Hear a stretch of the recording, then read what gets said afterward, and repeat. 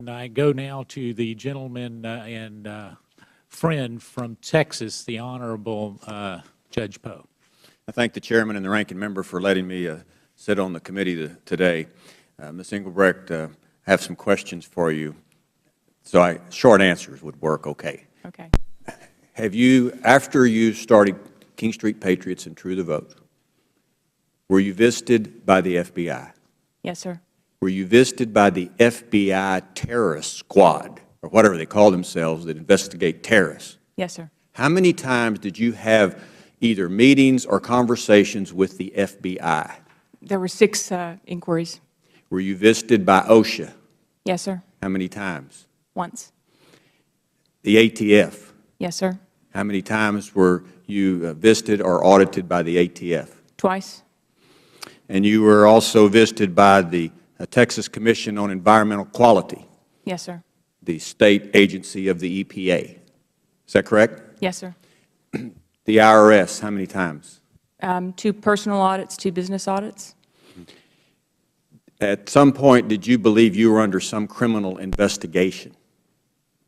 At some point, I didn't quite know what to think. Did you come to me and ask for a FOIA request to see if you were being investigated criminally? Yes, sir, I did. And we got a response from the FBI. Yes, sir, we did. And they said what? They said that they were not. They were not investigating you for criminal enterprises? Correct. To your knowledge? Correct. Do you think that, well, let me ask you this. Were you, at any time after you started these 2 groups, harassed by so-called liberal or progressive groups? Yes, sir, on a very regular basis. And what does that mean, harassed? Well, I think it can mean many things, but speaking falsehoods, bearing false witness, trying to take something like election integrity and turn it into something that divides us instead of unites us. And in your opinion, were you harassed by legislators? Yes, sir. Do you believe that there should be a special prosecutor to investigate the IRS? Yes, sir. In 2013, on May the 14th, I sent Eric Holder a letter. Are you aware of the letter that I sent him asking for a special prosecutor and asking a bunch of questions about the IRS? Yes, sir, I am. I have not received a response from Eric Holder on these. Have you received a response? No, sir. Were you asked by the FBI, or the IRS rather, to produce all of the tweets that you ever tweeted? Yes, sir. Facebook posts? Yes, sir. Did you comply with that? I don't do Facebook or Twitter. The IRS, they wanted to know all the places that you spoke publicly. Yes, sir. Did they want copies of your speeches? Yes, sir. Let's get this correct. The federal government wanted a copy of a citizen's speech in a public forum. Yes, sir. Did they want to know where you were going to speak in the future? Yes, sir.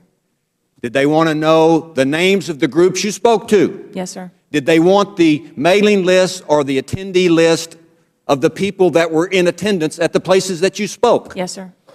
They wanted the speech. They want to know where it was. They want to know what you said. They want to know who was there. Yes, sir. Do you find that a little oppressive?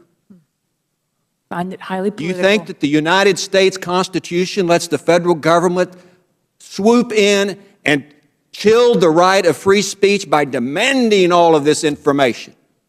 That's not what the Constitution was built to do. I had a chance to be in the Soviet Union back in the 80s. The people were totally oppressed by government. They were afraid of government. They were afraid to say anything or write anything about government because government would punish them, take their job, put them in jail, harass them, take their money, all of those things. Did you ever think that we would see in the United States of America a government through its agencies, the IRS, the FBI, OSHA, EPA, ATF, take on a citizen trying to keep you from criticizing government? Did you ever think that you would see that in this country? No, sir, I never thought that I would see, never thought that I would see that, but I do see it. It is happening, and I hope that the American public sees this for what it is. The gentlewoman will suspend. The chairman is responsible under the rules of the House and the rules of this committee to maintain order and preserve decorum in the room, so we ask everybody abide by that. Go ahead, Ms. Engelbrecht. I didn't hear your answer. I'm sorry.